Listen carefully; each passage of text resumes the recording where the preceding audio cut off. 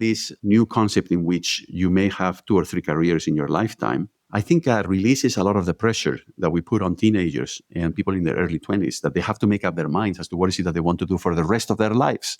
That's crazy. How can you ask somebody that young to make that decision, right? And of course, what we see is that there's a lot of people who then have a midlife crisis, right? Because they didn't choose the right thing. I recently tore through Elizabeth Bear's The Folded Sky. It's the latest installment in her White Space series. The main character is an arc-informist. She's like an archaeologist, but for data and information. Instead of piecing together a culture from the physical artifacts it's left behind, she analyzes and draws inferences from its digital artifacts. The work she does combines quantitative analysis, linguistics, computer science, anthropology, semiotics, and sociology. Now, this field doesn't exist yet. The Folded Sky is far future science fiction. When we scour data for cultural insight today, we do so with direct connections to the culture that created that data. When archaeologists use digital tools, they do so to gain insight into civilizations of the past that didn't make digital information. But 1,000 or more years in the future, which is when Bear's story takes place, it's easy to imagine how the field of arc-informatics would be an important one. There are many aspects of what I do for a living that would not have surprised the 18-year-old version of me in the slightest. I write, I teach, I speak. And sure, these things take a form that I wouldn't have anticipated, email newsletters, online courses, podcasts, but I could have easily predicted the basic mechanics would be central to my future career. And as a 90s teen, deeply in love with computers and the internet, it wouldn't have even been a stretch to imagine the future forms those mechanics would take. To state the obvious, there is a whole swath of career options available today that didn't exist 25 years ago. If someone from the 1960s or 70s were to peruse the job listings on Indeed or ZipRecruiter, they probably wouldn't recognize a good 50% of the jobs on offer. And many others might have familiar keywords like nurse, sales, or assistant, but their form and responsibilities would be utterly foreign. The breakneck pace of change in the world of work began with the Industrial Revolution. It gained momentum with the shift to a consumption-based economy and further accelerated with the digital revolution, and it's unlikely to slow anytime soon. As someone who thinks about work all the time, this ever-evolving landscape provides endless fodder for curiosity and analysis. As the mother of a 17-year-old who's considering her college and career choices, though, this presents quite a challenge. What direction or advice can I offer that could possibly prepare her for a future I can't predict with any level of confidence? Well, I've opted to tell her exactly that. The options available to you in the 2030s, let alone the 2050s, will likely be very different from what they are today. I recommend you stay curious and learn how to think critically, creatively, empathetically, and systematically. And please don't major in a job. You have no idea what that job is going to look like in 10 years. Oh, and one more thing. Don't think that what you choose to do in your 20s has to be what you do in your 30s, 40s, 50s, or beyond.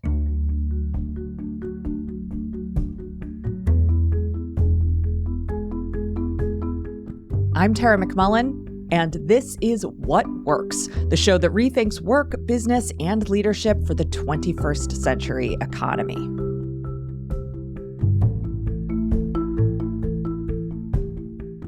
In his book, Midlife, A Philosophical Guide, Kiran Satya describes how we become aware, often uncomfortably so, of the progressive reduction of possibilities for our lives. Biologically, there are certain things our bodies can no longer do. Financially, there are limits to the choices we can make or the risks we might take. Temporally, we may not have the time to explore certain paths. And objectively, Satya is of course correct, and facing this reality head on is quite clarifying. But narratively, we often exaggerate the limits on our possible futures. We foreclose on choices prematurely because we're told a story about when and in what order they can be made. As I see it, one benefit of a quarter-life crisis is that during midlife, I can see just how long and full of possibility 25 years of adulthood truly are. By looking back on the things I thought I didn't have time for at 21 or 30 or 35, now I can imagine still having time for them at 45 or 60. The prevailing message that I received when I was my daughter's age was about getting my life on track, or rather, keeping my life on track. Get good grades, go to college, get a good job, and do that until retirement. Boom, boom, boom. This is the same message she gets today from most people and institutions in her life. I want the message I send to be different, because the world she's entering is different from the one I entered 25 years ago, and that world was already different from the world that stay on track advice was based on. After all, there is nothing traditional about the traditional model of success that some fear is being upended. Here's what I tell my daughter. You won't be able to do everything you want to do in your life, but you'll be able to do more than you think. The choice you make today won't limit your future choices nearly as much as you fear. The path you take into the next stage of your life is one of many paths you'll be on. Limits are real, but far too often they are self-imposed. There was a time when this kind of advice might have been viewed as a bit eccentric. Today, it seems pretty practical, given the facts, rather than the feelings driving the higher education panic. If you squint and look between the hot takes about what beliefs universities indoctrinate their students with, how AI is going to steal all of our jobs, or why English degrees are stupid, you'll find plenty of folks who are willing to recommend a well-rounded liberal arts education that can act as a stepping stone into any number of as-of-yet uninvented careers. What's less common is the acknowledgement that as our modes of work go, so goes all of our socialities. The first industrial revolution dramatically changed where we lived and how we formed communities. The second industrial revolution changed our expectations of family and gender. The third industrial revolution changed how we relate to ourselves through the advent of mass marketing and consumption. None of these pre-existing social frameworks was especially stable. How we live, who we care for, and what we know about ourselves are formed in context. And when that context changes, our personal and social relations change too. Bear's novel also imagines how space travel beyond our solar system might change our social frameworks. How might interspecies relationships alter our domestic norms? The archinformist, Dr. Sunyata Song, is married to a member of a different species, and they're raising 2 human kids together. How might we relate to our bodies differently if we spend most of our lives in microgravity? In Bear's world, spacefarers typically have their feet modified into aft hands so they can better function on spaceships. How might we tinker with our consciousness as we augment our brains with artificial memory and transmitters? Bear's story even includes a human character named Chive, composed of 5 networked bodies. These character choices are provocative, but they're also logical within the world of the story.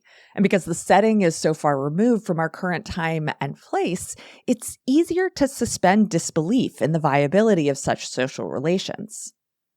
Research shows that, as expected, our social context keeps changing right along with our work context.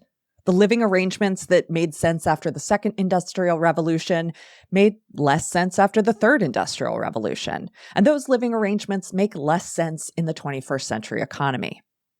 I have no doubt that millennials like me will create new living arrangements in retirement, and that Gen Zers will create more and different ways to form families.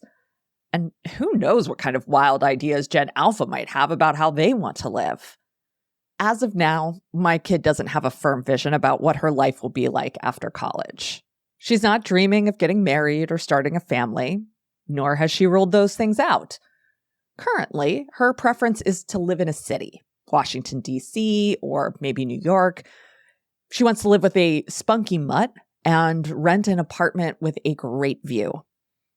She's thinking about working in politics, or maybe public interest law, or maybe journalism. Maybe all three.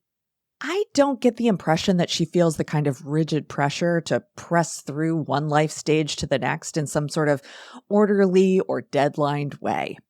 And good golly, there is so much freedom in that.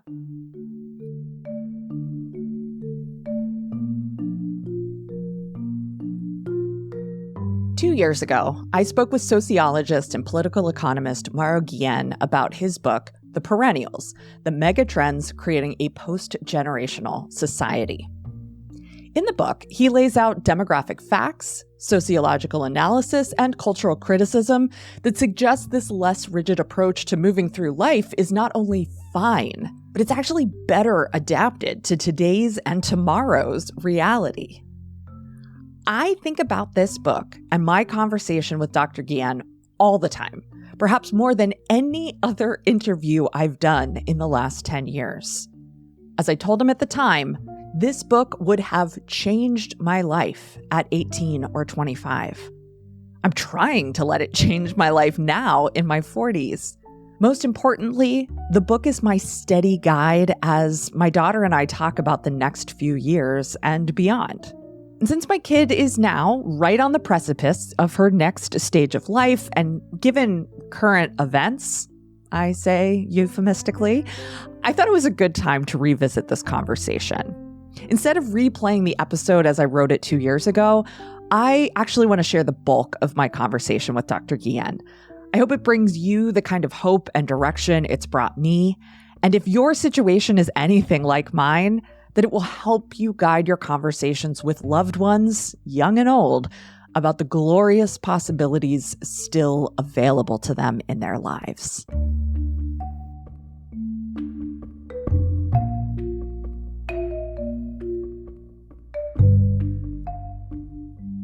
So let's start with a definition. What is a perennial? So a perennial is someone who doesn't think and doesn't act his or her age or their age. So in other words, it's somebody who is not making decisions about what to do based on age. Because you see, for the longest time, we've been classifying into age groups. And then we were supposed to do certain things that were appropriate for those age groups. So we were supposed to learn at some stage in life, but only that stage. We were supposed to work at another different stage, and we were supposed to retire at another stage.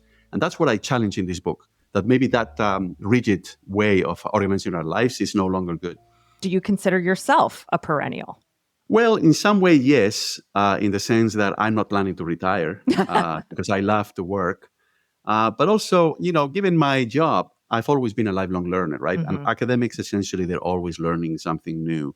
So I must admit that if I were doing something else, like if I were, a lawyer, maybe I wouldn't be as much as a perennial, right? Mm-hmm. But for academics, it's easy because it is an occupation that lends itself to the perennial mindset. Yeah. So I want to talk about some of the specific changes that you see leading to this post-generational revolution, as you call it, at a high level. What are some of those sort of population-based, economic-based, political-based changes that are creating the need for this perennial point of view? Yeah, so there's two things going on, and they've been going on for quite a while. The first is a number of trends that essentially are converging, and they are presenting us with this new situation in which we need to be more flexible. So those trends are, we're living longer, so therefore we have more years to decide what is it that we want to do with our lives. And not only that, we stay healthy, far longer than before. And therefore that means that, it's not that when you're 60, you can no longer pursue an active lifestyle. You can still do lots of things at age 60, at age 70, at age 80. So both of those things are really important. And the third is technological change. Technological change is essentially, telling us, well, you may not be able to work on the same thing, to have the same occupation to pursue just one career in your lifetime. You may have to actually switch, right? So all of those things, when you put them together, they're essentially inviting all of us, 100% of us, to rethink the way in which we think about life, and specifically about when we learn, when we work, when we retire, and so on and so forth. But then there's a second very important reason, which is, I'm sure, Tara, that you've noticed that there's a lot of people who at some point don't make that transition when they should. For example, teenage mothers, or people who abuse substances, or high school dropouts, and so on and so forth. And then those people have a really hard time with the current system, because our current system has been thought for people who can essentially make progress on a steady basis, right, from one stage to the next. And then the other group is women. You see, this way of thinking about our life in a very orderly way was, designed for men, not for women. So I think women have essentially gotten the shorter stick here, and it's really hard for them to make things work in terms of family and work. For men, it's easier, and unfortunately for women. And it is just, I think, really, really something, if we switch, that would help all of those subpopulations. So it's demographics, it's technology, and changing technology, but it's also some of these groups that for the longest time have had a lot of trouble. That's where I think this is going, and this is helpful. Yeah. It seems to me, too, that there's sort of like an economic and political perspective on the second piece as well there, in that, like, I'm an elder millennial. So I just barely graduated college before the 2008 crash, but lots of people in my generation have had a hard time transitioning into adulthood simply because they entered into an economy with no jobs. How do you see that impacting that second piece of the puzzle? Oh, that is certainly, timing is everything. And the last 20 years have been really bad in terms of one crisis after the other, right? I mean, we had the internet crash, and then we had the global financial crisis. I think that was the one you were referring to. And then more recently, we had the pandemic. So this is really crazy. I mean, it's like the younger generations, younger people have had to go through, 2 or 3 crises in their very short lifetimes, right? So that is really remarkable. And many of them, of course, are having difficulty. We've never had so many people in the United States, for example, still living with their parents, young people, I mean. And that is kind of unusual. It's completely inconsistent with the so-called American dream, right? The American dream is that you would get out of the house and, have a job and take it from there. Yeah. Can you talk a little bit about the specifics around the household shift? Those were some really interesting statistics from the book. Yeah. So what we have is, we've been assuming for a long time that the ideal household should be what we call the nuclear family. So that's 2 parents and 1 or more kids, 1 refrigerator, 1 washing machine, 1 dog or cat, and 1 car, right? Yep. And that used to be 45% of American households in the 1970s. But today, believe it or not, it's down to less than 20%. So it's crazy, right? Because we have a lot of people now living alone. We have a lot of people living with somebody of the same gender assigned at birth, right? So we have LGBTQ people. And we have also single mothers, women who have decided to have children on their own, or they divorced, and so on. And then we have the other interesting category is the multi-generational household, where we have 2 or 3 generations, 2 or more generations. And that used to be less than 5% of the American population. But now we have, depending on the survey, up to 15% of all Americans living in a multi-generational household. And it's not because they don't have money, because in fact, poverty rates among people who live in multi-generational households are lower than for the general American population. And the average, the median income for multi-generational households in the United States is about $90,000, which is way above the average. Some people are doing this out of choice, not out of, necessity. That's fascinating. Okay, let's talk about the sequential mode of life, because I found this as someone who has had multiple false starts on the different parts of the sequence. I found that really fascinating. So what is the sequential mode of life, and can you kind of talk us through those 4 stations, as you put it? Absolutely. So it came into being about 120 years ago. And it happened because we introduced 2 major innovations. One was universal schooling, which then effectively separated the first 2 stages. So early childhood from, the time when we are supposed to attend to school, and everybody's supposed to attend school. And then we also introduced at about the same time pensions for the first time. And that also created a boundary between our working years and our retirement. So those are the 4 stages. So when we're very little, we play, then we go to school, then we work, and then finally we retire. Those are the 4 stages or stations in life. And for the longest time, we've been essentially been telling people you have to go through those stages at the right time. And it's your problem if you don't go or you don't make the transitions, when they're supposed to happen. And everything is prepared for you as long as you in life to succeed, unless you deviate from that pattern. So companies, for example, would hire workers at a certain point in life, but not later, right? The government also has been categorizing us according to that model, and so on and so forth. So everything has been revolving around those 4 stages or stations, and then people who missed a transition are in deep trouble, essentially. Yeah. Well, let's talk about that deep trouble. It seems that there are a lot of structural and economic obstacles that people face when they don't make that transition at the right time. What are some of those obstacles that people might have run into or might be running into? Well, I mean, let's talk first about women. So women who, for example, didn't have children because they wanted to pursue a career, they may find themselves in a situation in which they don't have as many children. And again, we should blame men for that because we don't do our fair share of household tasks. But women, at the end of the day, are the ones who get pregnant and who, give birth to the baby. And so we haven't changed careers, we haven't changed jobs in such a way that things would be easier for women. So women, have suffered as a result of this. Another example is teenage mothers. Only 2% of them graduate from college.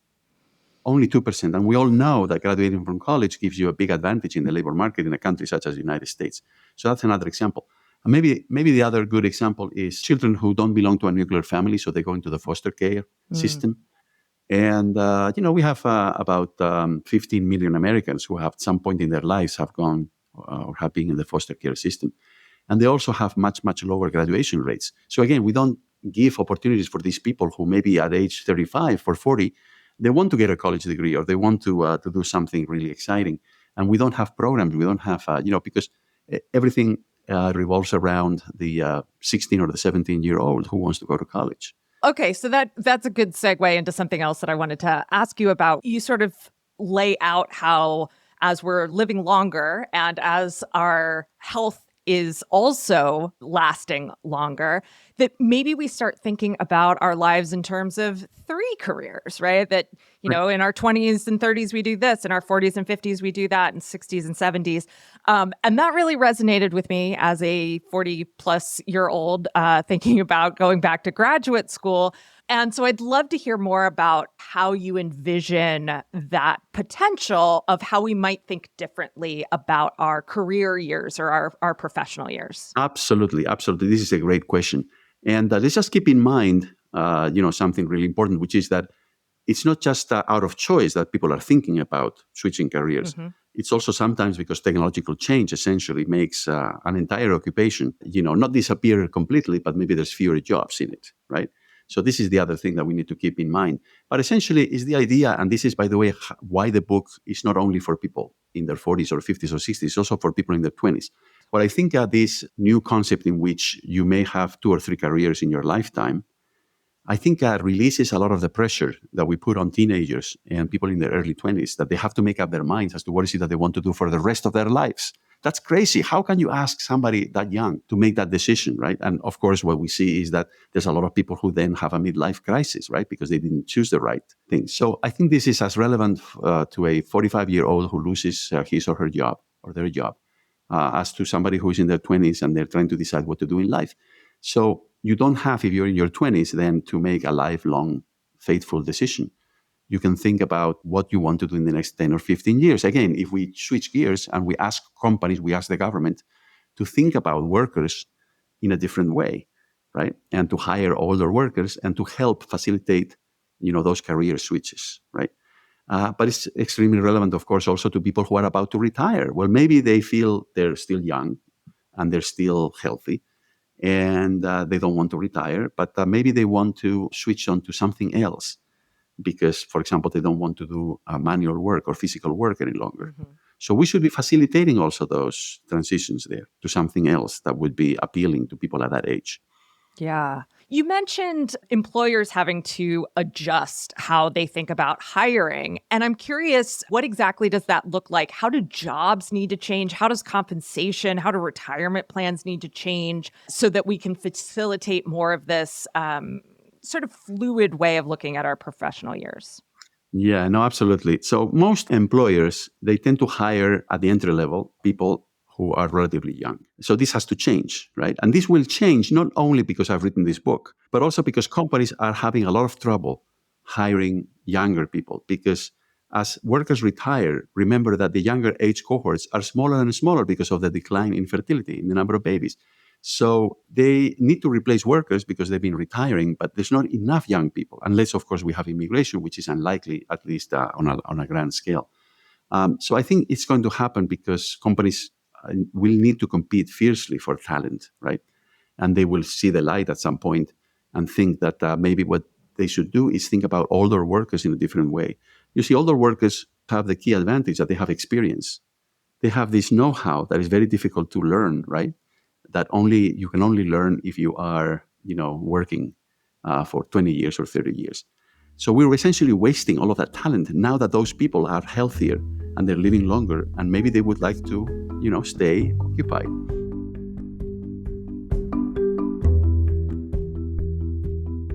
I want to switch gears a little bit. I noticed that cultural literacy played a really big part in the book, both from talking about globalization and thinking about how the workforce has become more and more diverse in the United States specifically. But I also noticed there was lots of pop culture references in the book, way more than I would have expected for a book like this. And so first, let's talk about just the cultural literacy piece. And then I want to ask you about how you think about those pop culture references. But why is understanding different cultures from our own so important for the future of work? Somebody once said that if you know only one country, you know no country. In other words, you don't have a perspective. How can you really understand what Texas is if you don't know another American state? I mean, you could well assume that everybody in the US is like people from Texas, which are very unique, right? Like everybody from different states in the US. So it's always very useful, I think, to have a perspective so that you can then essentially understand what are the important features, the important characteristics in all of this, right? Unless you have that perspective, it's very difficult to, I think, make up your mind as to what is good, what is bad. It's very difficult to understand even your own country. So I think it is a good way of actually training your mind as to what's going on in the world, right? To think about all of those issues and how they spread throughout the world, but there's also local reactions to it, right? It's, I think, really, really important to do that. Yeah. So, like I said, I want to talk about the pop culture stuff. I feel like it was every page sometimes had. Absolutely. Yeah. Tell me why.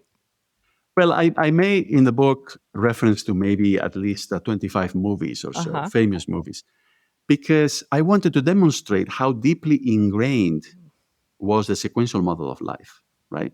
And how deeply ingrained in our minds is or are all of the obstacles, all of the issues that have come up. So, for example, I make a reference to Rebel Without a Cause, which is a movie about, how, people reach adulthood, right? Or fail to do so. Also Peter Pan and all sorts of things, right?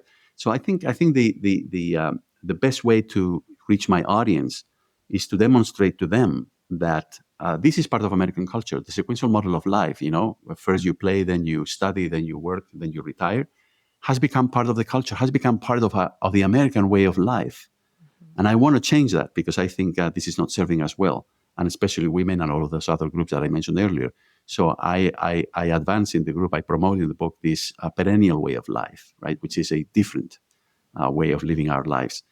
So by referring to movies and popular culture, I think I can drive home the point that this has become the normal state of affairs. And I want us to move towards a new normal. Are there any pop culture references that you can think of that better demonstrate sort of the direction that you would like to see culture and just our way of life move? Well, I think some of the more recent movies and in some cases the books associated with them I think do not only point out what the problem is, but they also kind of mention, oh, this is the way in which some people out there, right? The protagonist in the movie has tried to overcome the problem, right? For example, about Moonlight, the first time an all-Black African-American cast won an Oscar, right, for Best Movie. And it's a fantastic movie. And I think it tells us something about how is it that we can, overcome all of the stereotypes that we still have about what is a family, what is success in life, right? And so on and so forth. I think is really a movie that tells us about the way forward, not just about what the problem seems to be. Let's talk about education. I found that chapter really insightful, and you had a lot of policy ideas and ideas for change, not just showing the problem, but really pointing to some solutions. But first, let's talk about the problem. How has the prevailing sort of job-focused education model failed both students, but also the economy at large? Well, what we have is a big mismatch, and I'm guilty of that because I teach, right? A big mismatch between the skills that the economy requires and the skills that we teach, either at school or in university. Education is a big problem because you hope you're educating people for the jobs of tomorrow. But what we're doing is essentially training them for the jobs of today, right? Because what are the jobs of tomorrow going to be, right? It's very difficult to anticipate that. But people will be working for 20 or 30 years, in some cases 40 years or more. And the job situation changes all the time. So this is the fundamental issue that I think the educational sector faces everywhere in the world, not just in the United States. Now, on top of that, I don't think we're doing a great job. And as you know, it's not accessible. The cost of especially college has gone through the roof. But now we have online options, and I think a lot of people are realizing that online education actually is of nearly the same quality, if not the same quality, as the old model. And so that, I think, introduces not only more flexibility, but also competition, lower prices, and so on and so forth. So I think there's a lot of really, really good things going on right now. It's very exciting. My daughter is 15 and starting to look at colleges, and I desperately want to tell her, please do not choose a major that is a job, because that job may not be around ever. I think you do a fantastic point of really calling out those sort of change-oriented skills that we need to be focused on. Can you speak to what that looks like sort of at the different levels of education, what those change-oriented skills are and how we could teach them? Absolutely. So let me preface my comments by saying that we will have important jobs out there for which you need training that is specific to the job. Think about doctors, think about pilots, airline pilots, and so on and so forth. So there are some exceptions to this. But in general, now employers, companies, they want to train their workers. So what they want is people who are very good at understanding what the situation is, understanding the context, absorbing information, learning. But more importantly, they want people to work socially. So I think social skills have become really important, and we barely teach them, right? I think you're not born with social skills. I think you learn them.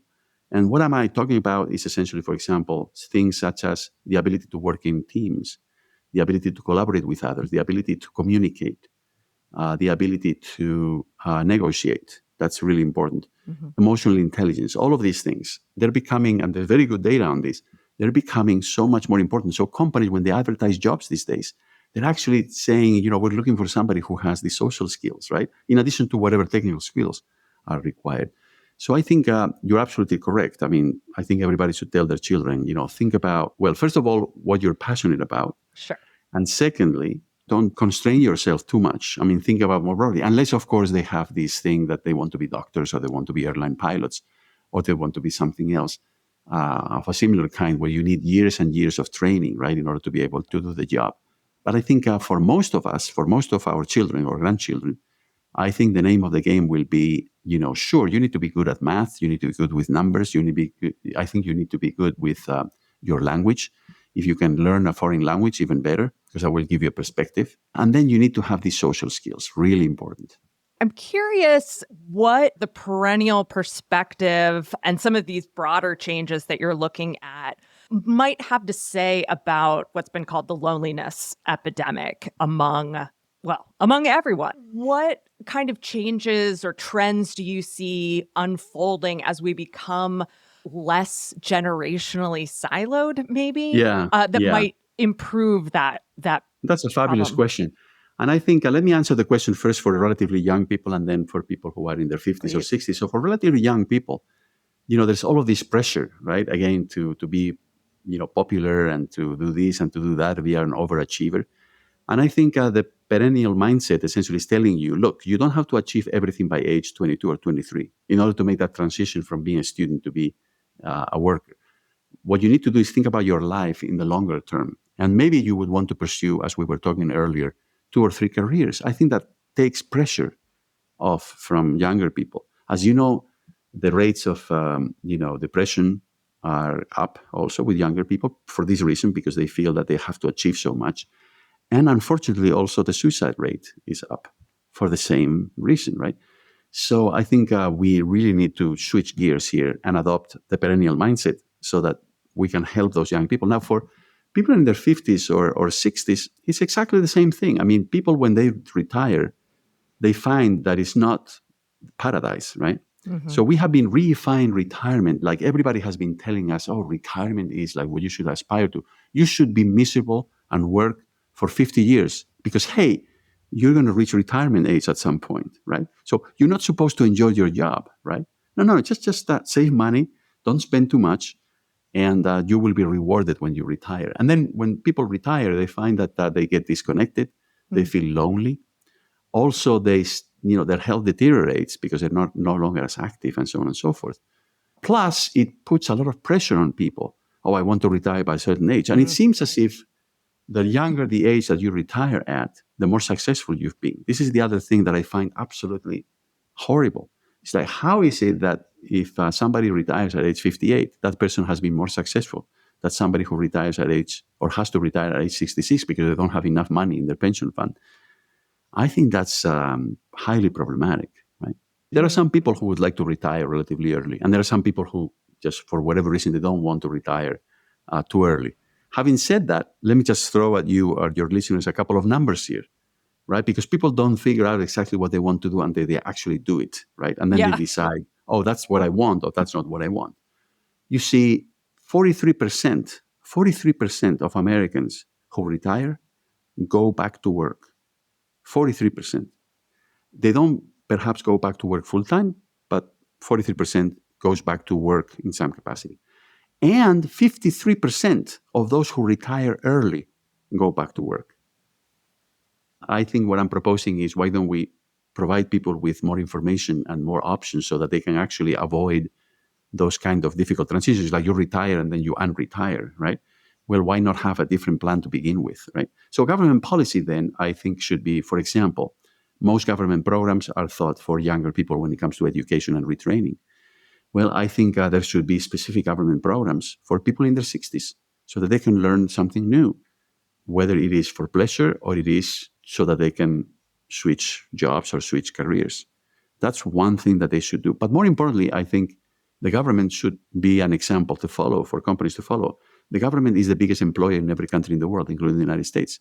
So they could begin to help us with this change by changing their own employment policies, right? The government, like companies, they also prefer younger workers, right? Well, that's a problem. You have a problem right there. I mean, they're not supposed to discriminate by age, but you always come up with an excuse for not hiring somebody who has applied for the job and who is in the late 50s, right? So I think the government can both implement new policies to facilitate this, but also as an employer, it can show the way, right? Mauro, this has been fantastic. I loved the book. I think it's so important. I really do wish I would have had it at 22. My life would be very different, I think, in all sorts of positive ways. But yeah, well, let's focus on your daughter's generation now. Yes, I'm trying. Thank you. Absolutely.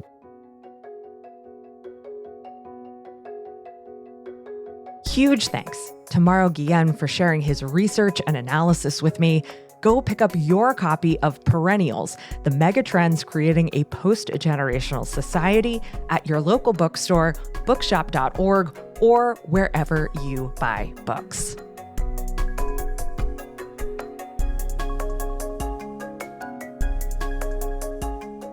Today's episode was written, edited, and produced by me, Tara McMullen.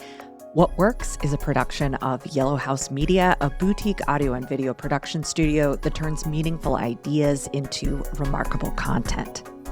What Works is produced on the ancestral homeland of the Conestoga and Susquehannock people, and the Yellow House is located on the lands of the Salish and Kootenai peoples.